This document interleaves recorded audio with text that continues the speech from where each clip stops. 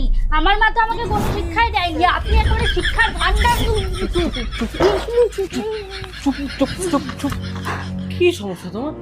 শাশুড়ি তো মায়ের মতন হয়, একটু মানিয়ে নিলেই তো সব সমস্যার সমাধান। জ্ঞান দিতে না সবাই পারে, একদিন আমার জায়গায় থেকে দেখো, তারপর তুমি বুঝবা।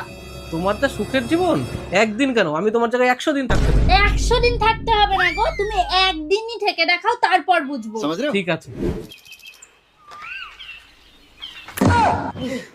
তা বলি 7টা তো বেজে গেল, মহারানী এখনো ঘুমাচ্ছে? হ্যাঁ, এটা তোমার বাবার রাজপ্রাসাদ না যে বেলা 12টা পর্যন্ত ঘুমাবা।